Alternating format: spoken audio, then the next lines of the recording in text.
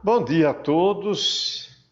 Reiniciamos o nosso estudo da ortodoxia de Chesterton.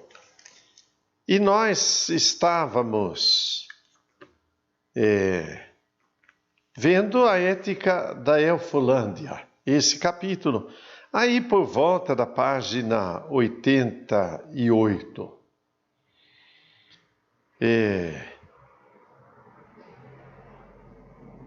Pelo fato de uma coisa incompreensível, sempre vir depois de outra coisa incompreensível. As duas, de certo modo, constituem uma coisa compreensível. Dois enigmas negros constituem uma resposta branca. E isto ele vai associar com a imaginação das pessoas na linguagem dos contos de fada. No país das fadas, evitamos a palavra lei.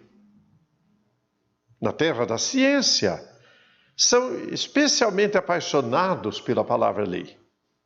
Se há uma lei dizendo que os batedores de carteira devem ser presos, isso implica numa ligação mental imaginável entre a ideia da prisão e a ideia de bater carteiras.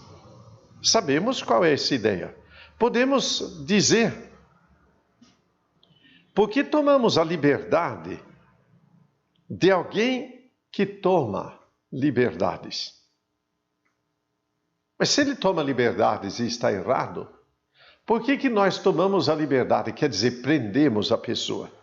Não podemos dizer que um ovo pode transformar-se num pinto. Não podemos dizer porque um urso poderia transformar-se num príncipe encantado, embora a gente possa dizer que muitos príncipes sugerem ursos. Por que ovos se transformam em pássaros? Por que as frutas caem no outono? Devemos responder exatamente como a fada madrinha responderia se Cinderela perguntasse por que ratos se transformam em cavalos para puxar a carruagem. Mágica não é uma lei, é uma mágica. Contamos com o curso comum das coisas. Apostamos no curso comum das coisas. Arriscamos a remota possibilidade de um milagre, como arriscamos a possibilidade de uma panqueca envenenada ou de um cometa que vai destruir o mundo. Quer dizer, entendemos o curso das coisas, aceitamos, mas remotamente até podemos admitir que alguma coisa aconteça fora desse curso. Todos os termos nos livros de ciência, lei, necessidade, ordem, pressupõem uma síntese interior que nós não possuímos. As únicas palavras que sempre me satisfazem nas descrições da natureza são os termos usados em contos de fada.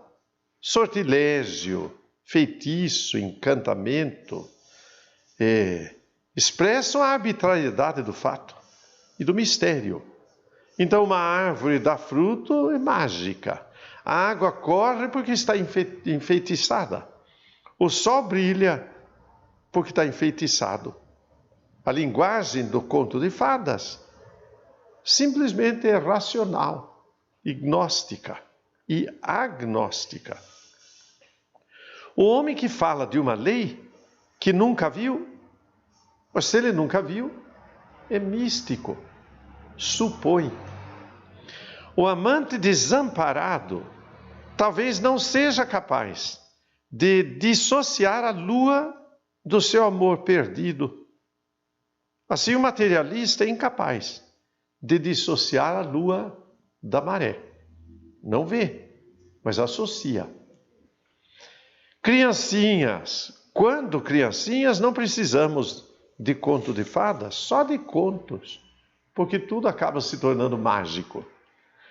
A vida pura e simples é suficientemente interessante. Os meninos gostam de histórias românticas. As criancinhas gostam das realistas. Os contos dizem que as maçãs eram douradas para relembrar o momento esquecido em que descobrimos que elas eram verdes. Fazem os rios correrem cheios de vinho. E eles correm cheios de água.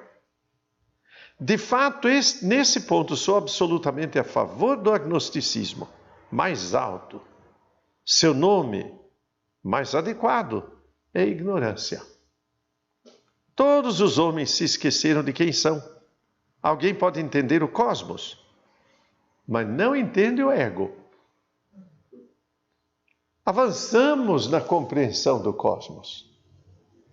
Lutamos para entender o ego.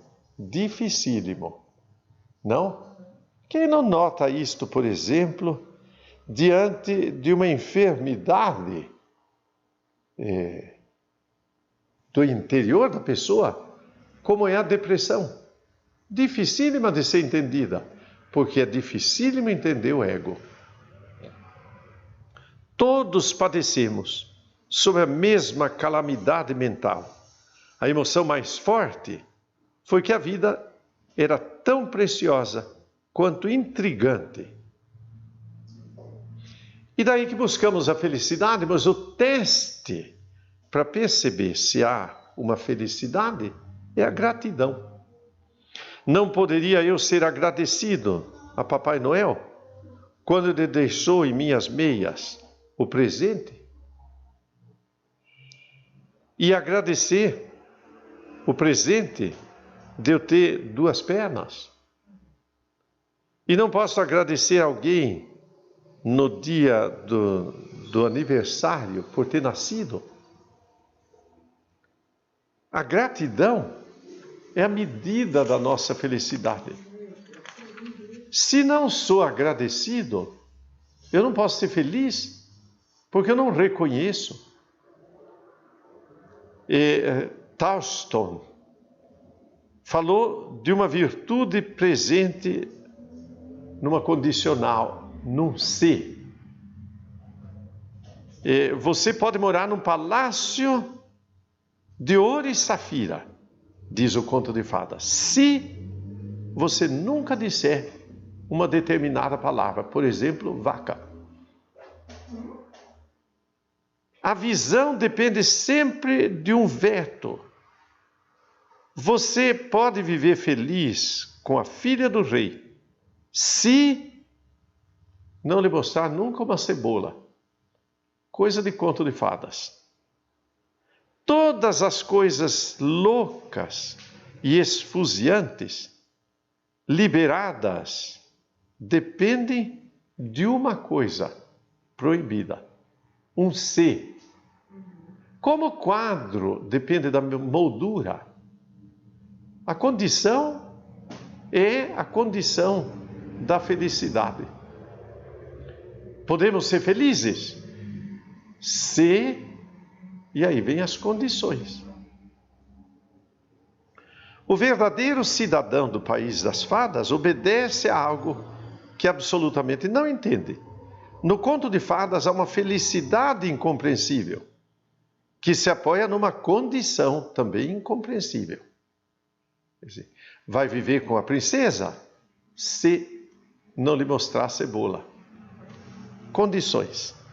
A Cinderela mora num castelo de vidro, aquela numa coluna de vidro.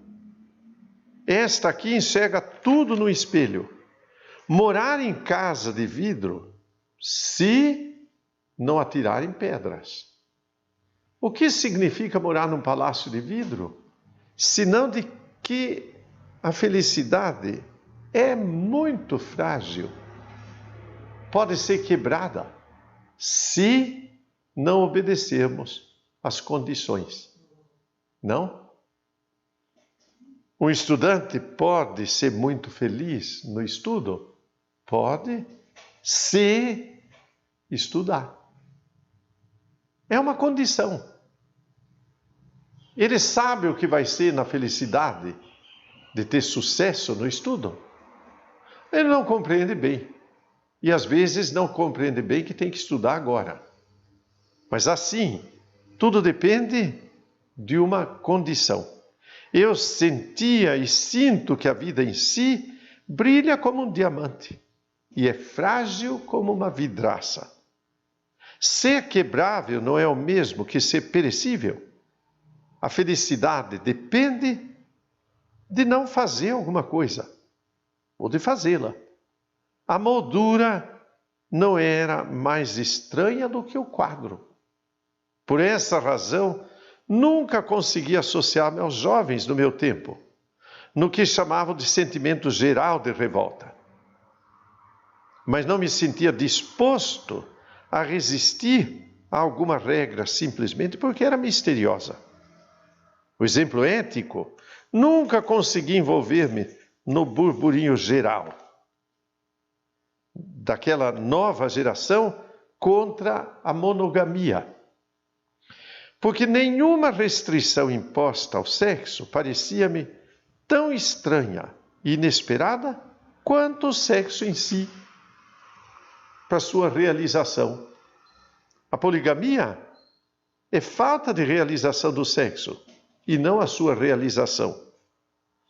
Com certeza a gente poderia pagar pelo extraordinário prazer da moral ordinária, que mostra o curso das coisas e nos faz compreender, ou melhor, aceitar as condições.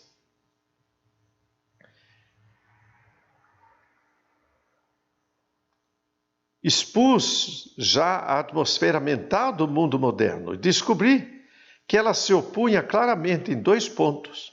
A minha babá nos contos infantis. Levei muito tempo para descobrir que o mundo moderno está errado e que a babá estava certa. Contos de fadas, em mim, explicam 2 condições. Primeiro, que o mundo é um lugar fantástico e surpreendente. Segundo, que diante dessa loucura e prazer, deveríamos ser modestos e submeter-nos às estranhas limitações de uma bondade tão estranha. E aqui um pensamento extremamente simples. O mundo é fantástico e surpreendente. Então deve fazer brotar em nós o quê? Deve fazer brotar em nós aquele agradecimento que é próprio de quem ama, de quem abre os olhos para o mundo. E nos submetemos aí, porque estamos maravilhados, às limitações próprias deste mundo. 2 sentimentos, então. Primeiro, descobri que todo mundo moderno usa a linguagem científica do fatalismo, desdobrando-se sem falhas. A folha da árvore é verde, nunca poderia ter sido de outra cor. O filósofo dos contos de fadas se alegra com o fato de a folha ser verde precisamente porque ela poderia ter sido escarlate. Ele sente que algo foi feito para isto. Mas os deterministas diriam outra coisa, que jamais realmente aconteceu desde o começo do mundo. E olha aqui a ligação do pensamento de Chesterton com a proposta da fé. Se eu fico deslumbrado por estas coisas da natureza, da vida, eu descubro que algo foi feito. Então alguém fez, tem uma causa, não é? E é aquilo que Tomás de Aquino propõe na via para o conhecimento de Deus, da própria natureza, certo? Tudo tem uma causa, algo foi feito. Mas a repetição da natureza, às vezes, parecia-me uma repetição acalorada, como de uma professora. repetindo sempre a mesma coisa. E eu comecei a ver uma ideia. Todo materialismo apoia-se numa suposição falsa. A variação das atividades humanas é geralmente causada não pela vida, mas pela morte. Varia seus movimentos por algum leve elemento de incapacidade ou fadiga. O sol se levanta regularmente, sua rotina talvez se deva não à ausência da vida, mas de uma vida exuberante. Uma criança balança as pernas ritmicamente,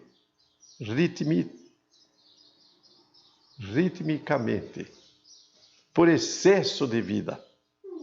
Pois os adultos não são fortes o suficiente para exultar na monotonia. Quer dizer, as mudanças são mudanças que nos levam a pensar que são movidas pela morte e não pela vida. As coisas estão modificando.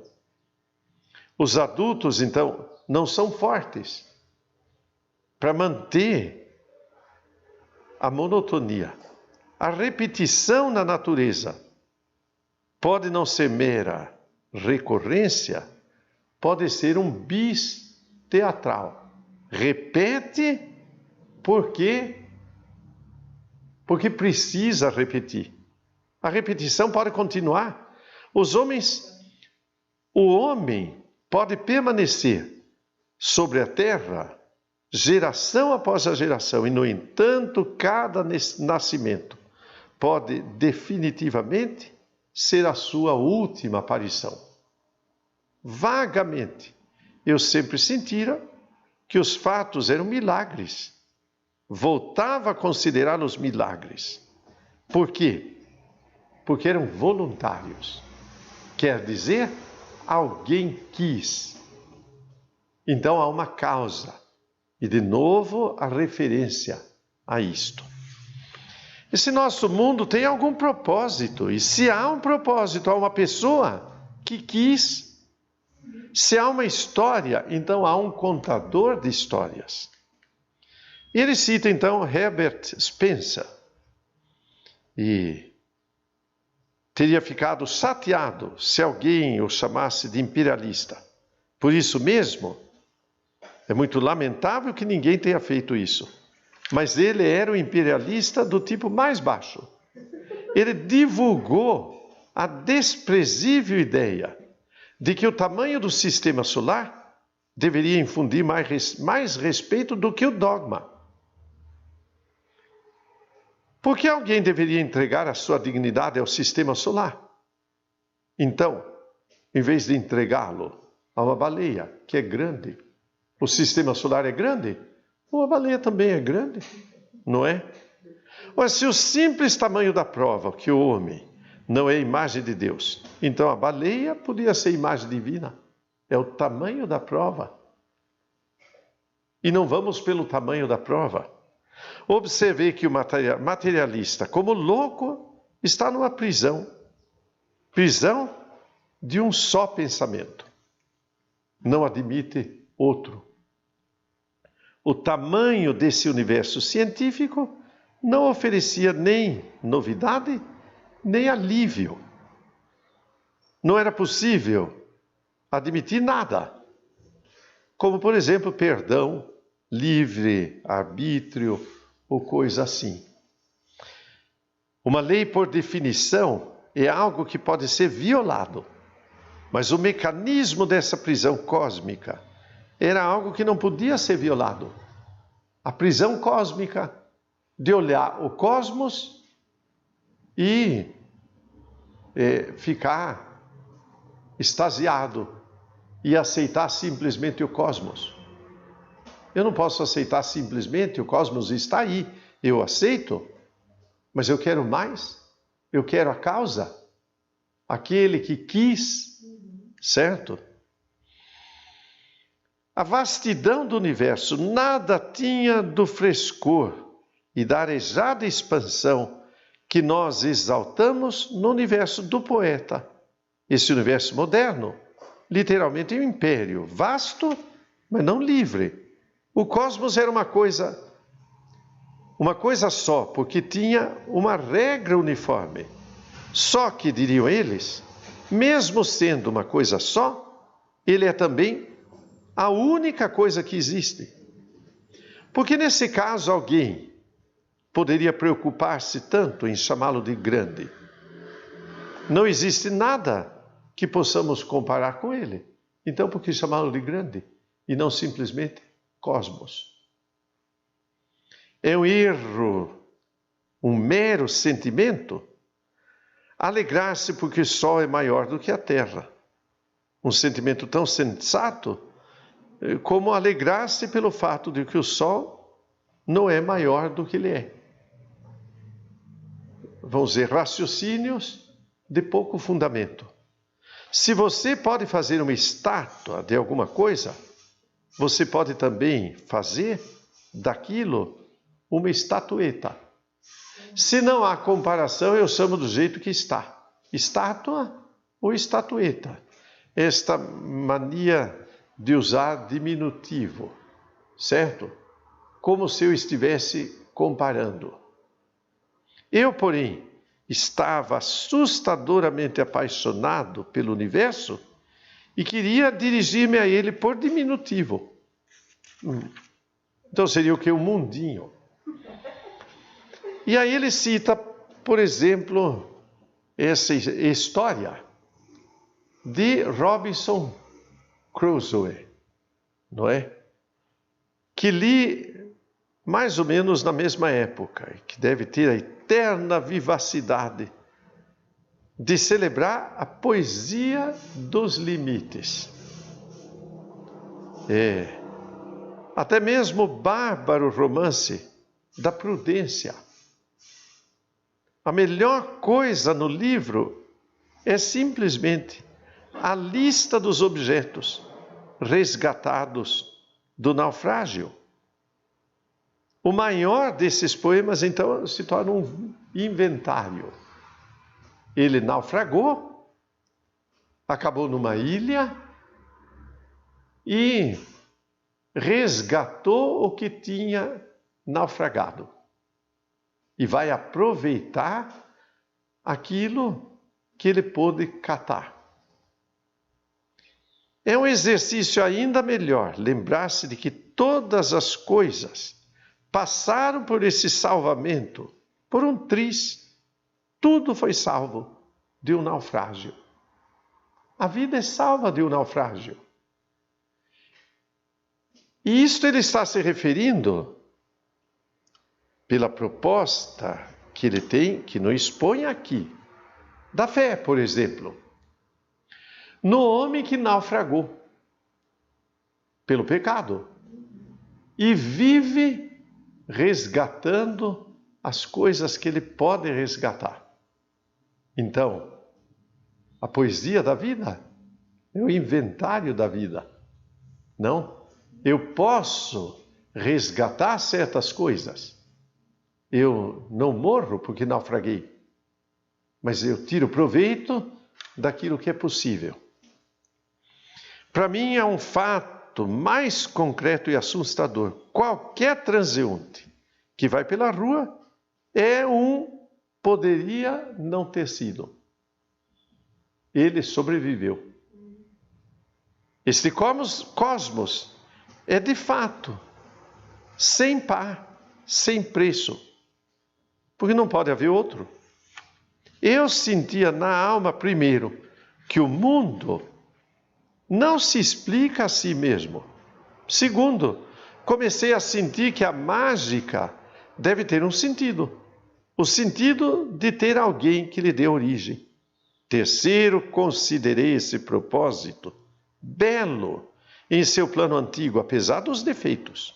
Quarto, que a forma apropriada de agradecer a ele é alguma forma de humildade e de limitação.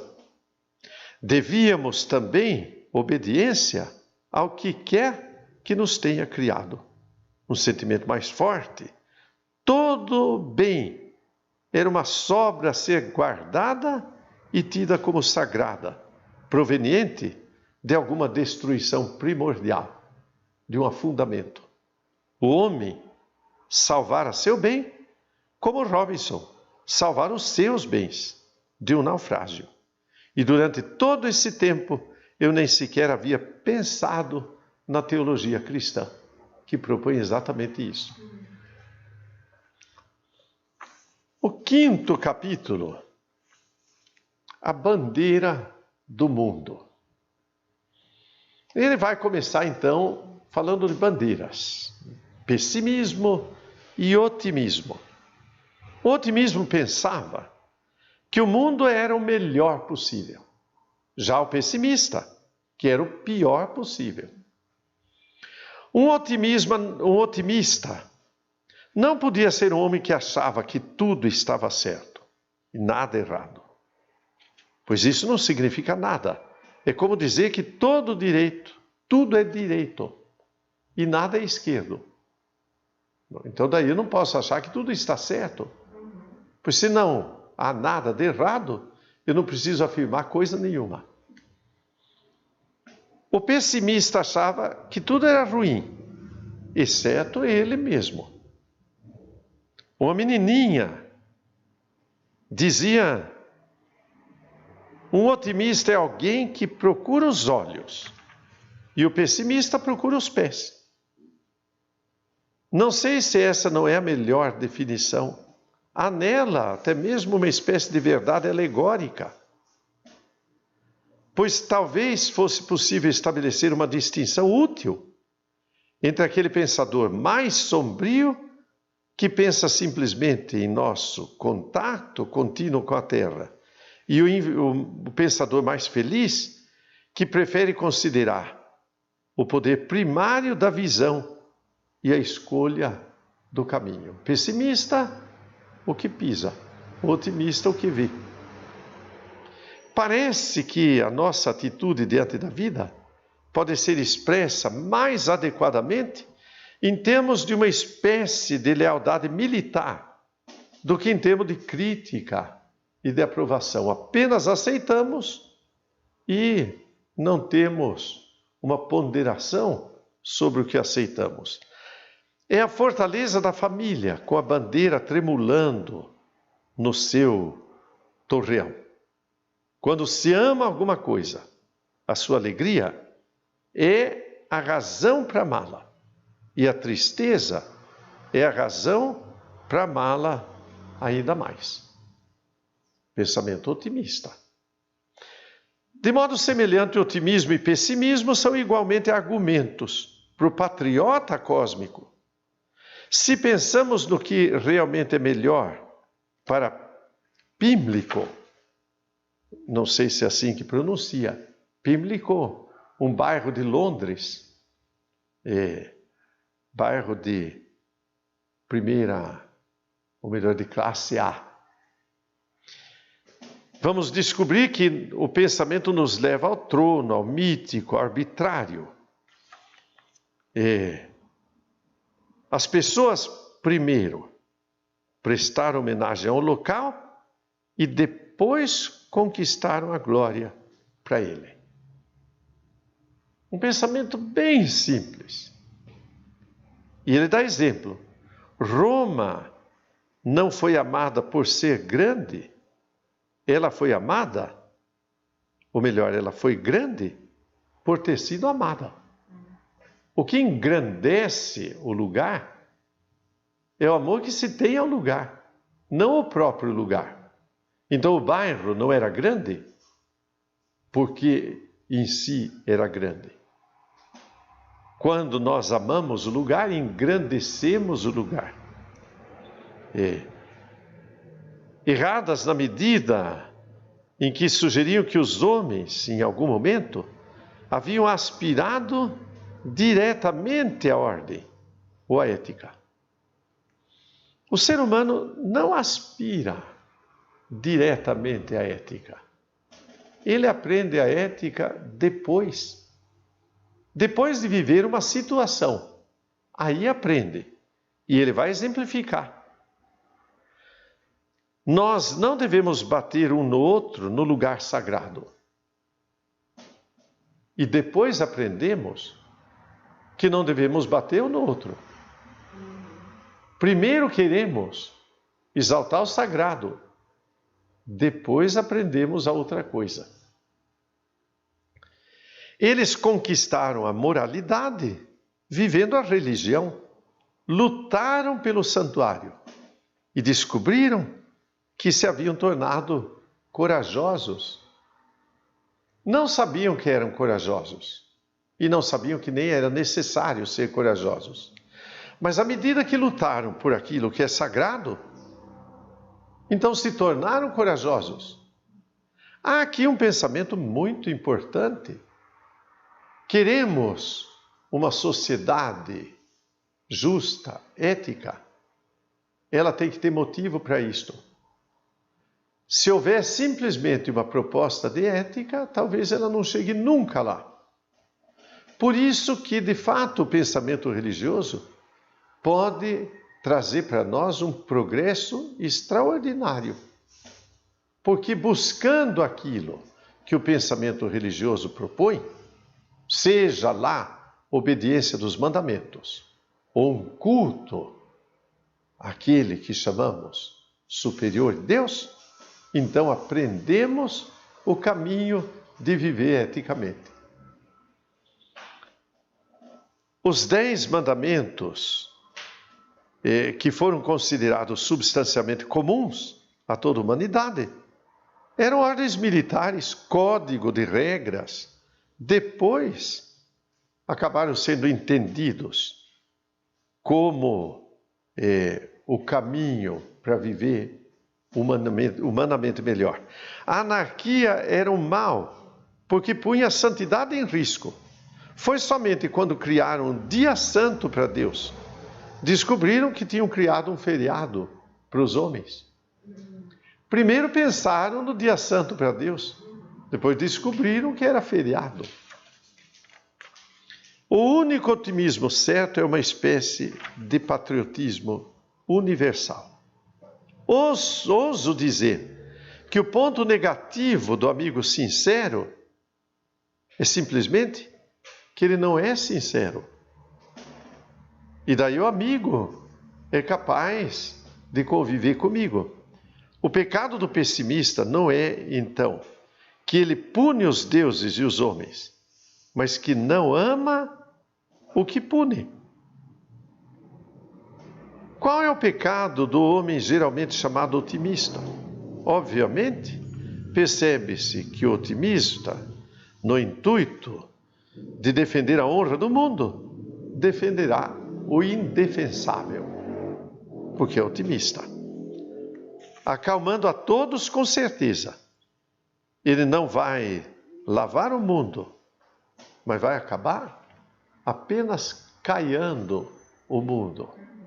Então muda a aparência. E nesse sentido, o otimista irracional é aquele que não leva a reforma. Para levar a reforma, ele não pode caiar, ele tem que modificar o mundo. Então, ele deve ser como aquele amigo que fala a verdade, que critica, e por isso muda. Para que a gente reforme este mundo, é necessário ter outro pensamento a respeito do mundo. O homem mais capaz de destruir o lugar que ama é exatamente aquele que o ama por uma razão. O homem que vai melhorar o lugar onde ele mora é aquele que o ama sem uma razão. Para ele modificar, para ele reformar, ele não pode amar simplesmente por uma determinada razão. Eu gosto desse lugar por causa disso. Então eu não quero que ele mude nunca. Então não vai haver reforma. Mas se eu gosto desse lugar por uma determinada ou por sem razão nenhuma, então eu vou lutar para que ele conserve sendo, melhor, que ele continue sendo este lugar que é. Então ele tem que modificar. O patriota místico, ele reforma. Se amamos apenas o nosso país por ser uma nação, somos capazes de enfrentar qualquer circunstância, pois ela seria uma nação mesmo se estrangeiros a governassem. Conservamos a nação. Mas um homem que ama, por exemplo, a França, por ser França, vai melhorar o exército que tem, para que continue sendo França. Quanto mais transcendente for o patriotismo, tanto mais práticas serão as políticas. O amigo de um homem gosta dele como ele é, porém a sua mulher ama e está sempre tentando transformá-lo em outra pessoa. Ela o reforma, certo? Quem é devotado tem total liberdade para criticar. O amor é vinculado. Não só constitui um pecado, ele é um pecado. É o mal extremo e absoluto. A recusa de interessar-se pela existência, recusa de fazer um juramento leal à vida. O homem que se mata, mata todos os homens, destrói todos os prédios, insulta todas as mulheres. O suicida insulta todos os objetos da terra ao não furtá-los. Morre. Certo? E ele passa este pensamento para dizer: o suicida, de fato, ele não é só pessimista, mas é destruidor. E destruindo, ele afronta todos e tudo, negando-se à vida. Ele é o oposto do Crusoe, que aproveitou os restos do naufrágio. Não, ele não é capaz de aproveitar. Ele morre. Não? Há um significado no enterro à parte de um suicida, como era antigamente. Alguém se suicidava, ele não era nem sepultado no mesmo lugar que os outros eram sepultados. Bom, na tradição, nem passava pela igreja, nem deveria ter encomendação, nada disso, porque ele tinha se suicidado. O crime desse homem é diferente dos outros crimes, torna até os crimes impossíveis. Suicida é o oposto do mártir. Um suicida é um homem que se preocupa tão pouco com tudo que está fora dele, que ele quer ver o fim de tudo. O mártir é nobre, morre para que alguma coisa viva. Todavia existe uma estaca na encruzilhada para mostrar que o cristianismo pensava do pessimista. Quando alguém morria enforcado, fincava-se simplesmente uma estaca por ali, para lembrar da morte daquela pessoa. Quer dizer, só lembra disto. O que lembra o quê? Que ele não amou nada. Não? Não era uma questão de grau. O sentimento cristão era veementemente em favor de um e furiosamente contra o outro. Veementemente amava e venerava o martírio e furiosamente condenava o suicídio. Condena ainda. A necessidade, primeiro, de uma lealdade às coisas, depois de uma devastadora reforma delas. Aquilo que um homem pode acreditar depende da sua filosofia, não do relógio ou do século. São geralmente os cristãos frouxos e latifundiários que dirigem os elogios totalmente indefensáveis ao cristianismo. Frouxidão, porque não consegue entender aquilo que realmente é a proposta cristã da valorização da vida e de um pensamento otimista em relação à vida, da construção, o cidadão da Idade Média. os teria mais do que depressa corrigido. Explicam que o fato digno de nota acerca do cristianismo foi ele ter sido o primeiro a pregar simplicidade e autodomínio, ou espiritualidade e sinceridade. O cristianismo foi a proposta, um enigma, ou melhor, resposta a um enigma, e não um último pensamento qualquer depois de uma longa conversa. Nada disso.